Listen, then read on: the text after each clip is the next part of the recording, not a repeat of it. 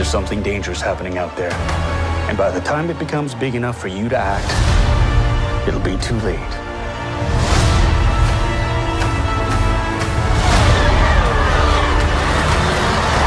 Hang on, kid.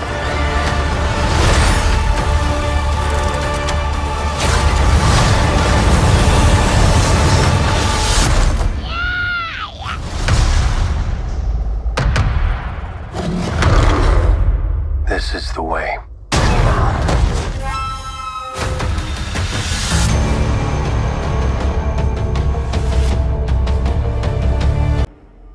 Hello there. This is where the fun begins. Hey there guys, Unofficial Star Wars here. Hope you're all doing well and welcome to my The Mandalorian Season 3 Episode 1 review / breakdown and things that you might have missed throughout the episode video. We, of course, are going to go ahead and hop right on into it. It should go without saying that yes, there are spoilers ahead, so if you haven't already seen The Mandalorian Season 3 Episode 1, click out the video now, go check it out, it's amazing, and head back on over here. Finally, the long-awaited Mandalorian Season 3 is finally here, with 8 episodes to take us through the next 8 weeks or 2 months here, is finally here, and I am beyond excited to go ahead and go forward with this long-awaited project here with you guys here on the channel and talk about it like every single day and have our review / breakdown videos every single week. I'm looking forward to it. I'm very, very excited for it. Of course, comparably to other episodes of The Mandalorian, like Season 1 Episode 1 or Season 2 Episode 1 for their, kickoffs, their premiere episodes,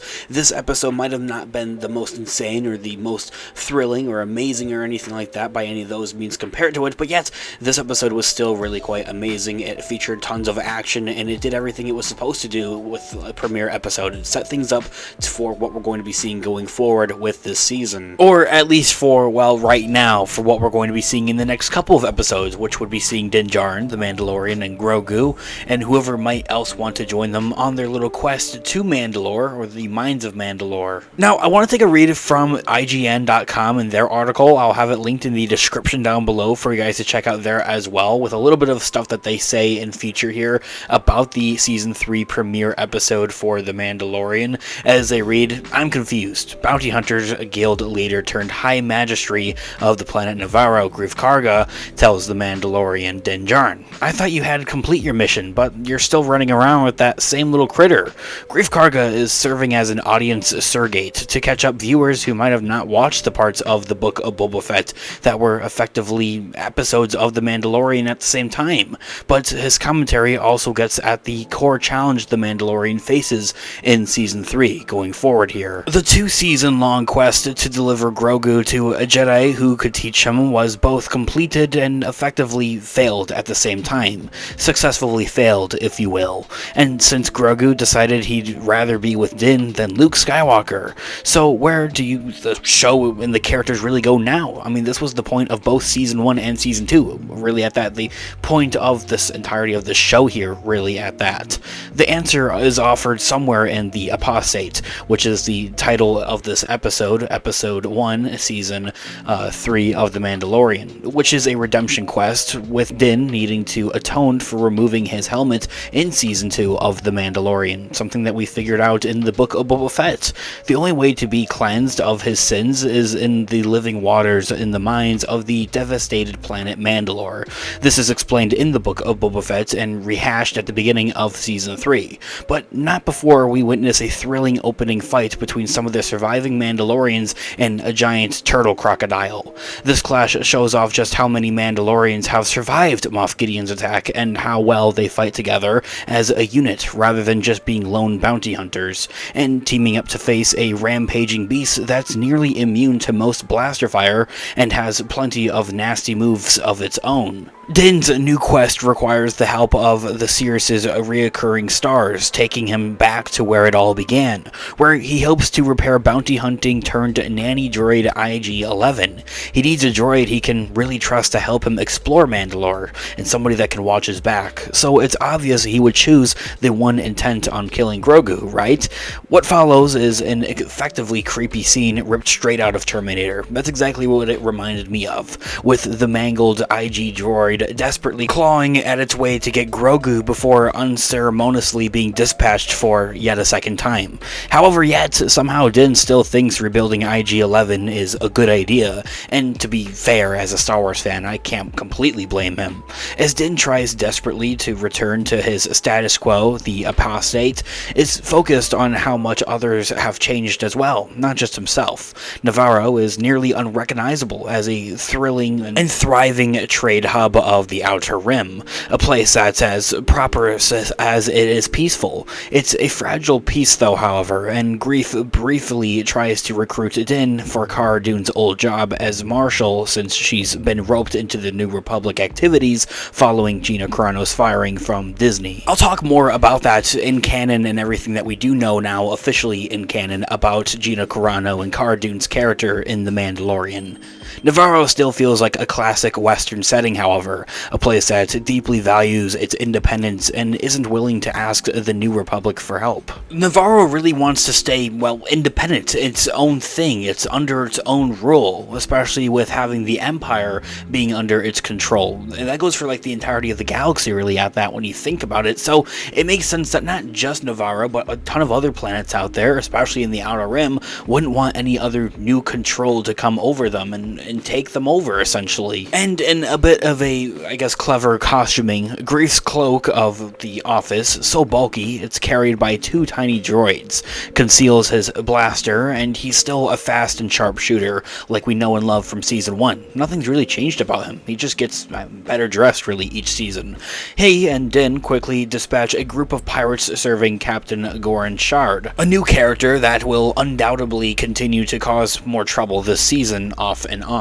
And of course, Grogu continues to be painfully adorable, whether snuggling in Din's lap while flying or stealing some candy from Greef's desk. His men don't fare any better against Din in space. That goes for the pirates, where they ambush him and chase him through an asteroid field. It's a classic Star Wars dogfighting, which, that's always awesome. A space battle? I mean, come on, count me in. With Din cleverly using the environment, however, to reduce the impact of their numbers, even if he has to smash some mining equipment in the process here and there. Their losses seem like they might pay off when Din is herded into a confrontation with Shard's imposing flagship, but it just provides as an opportunity to show off the utility of the new ship Pelimoto built Din in the Book of Boba Fett. He jumps off into hyperspace while warning Grogu to never trust pirates. I really do hope that we get to see Hondo somewhere in live action very soon, maybe in Star Wars Skeleton Crew in the Mandoverse. And beyond potentially being a recurring antagonist, Shard's introduction also might provide a gateway for Star Wars Rebels standout Hondo at the same time, a very untrustworthy pirate who nevertheless often wound up helping out that show's heroes, whether it's Clone Wars, Rebels, or maybe in the future it would be somewhere in the Mandoverse in live action, as I had mentioned.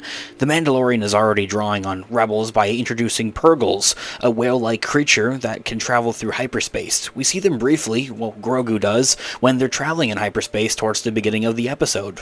It's a beautiful scene, with the bright colors reflecting on Grogu's pod, and the vague shapes just showing off that Star Wars is a place not just of violence and danger, but great wonders. And then there's this recurring gag throughout the Mandoverse where Din shares Grogu's name with the former allies who basically refuse to acknowledge it, and it feels like a nod to any fan who prefers to keep calling the critter Baby Yoda.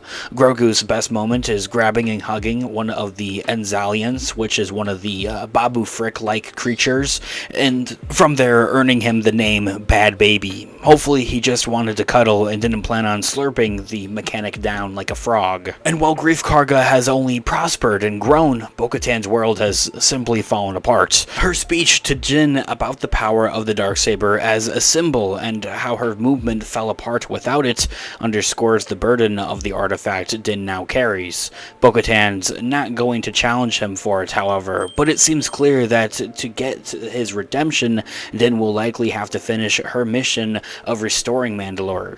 Katie Sackhoff does a great job selling weirdness, despair, lounging on a throne, around in an empty hall like an abandoned queen.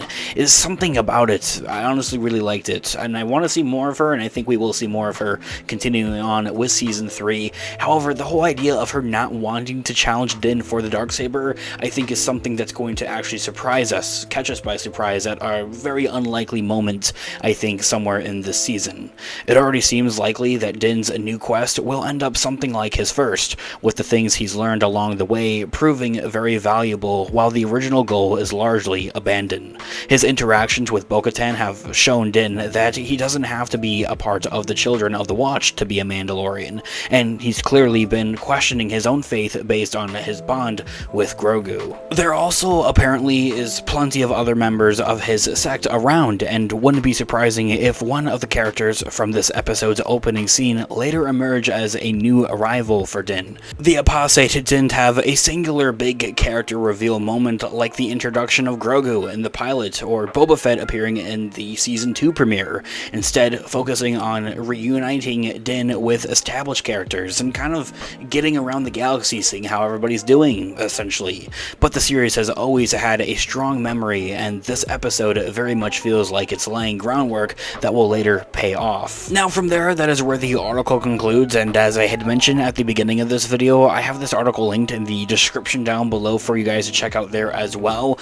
The Mandalorian's back, and I'm just beyond pumped for it, as I had mentioned at the beginning of this video. I mean, we've been waiting for so long for Season 3 and the return of these iconic Star Wars pop culture characters now at this point that everybody knows and loves, and they're finally here. They're finally back. It feels like that we've been talking about these characters in The Mandalorian Season 3 overall non-stop for the last year and a half at this point. So with that, I really can't wait to see where these next 8 weeks takes us in The Mandalorian Season 3.